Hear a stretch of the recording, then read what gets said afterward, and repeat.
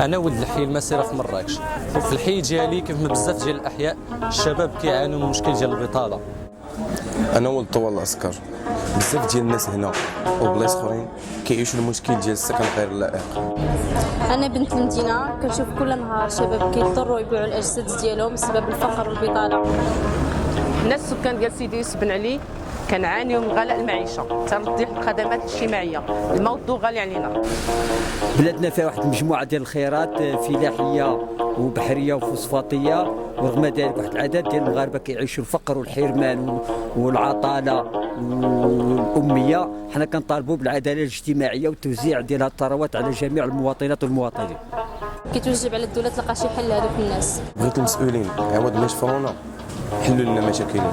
قررنا اننا نوقعوا حد لهذا الشيء. داكشي علاش خاصنا نخرجوا نضغطوا على الدوله من اجل تحسين الاوضاع ديال المواطنين. هذه عام حركة 20 فبراير كتناضل من أجل المطالب الشعبية. من هذه الساحة جينا أول مرة نهار 20 فبراير، ومن هذه الساحة نخرجوا نهار 19 فبراير مع 10 الصباح وراه ما مفاكينش.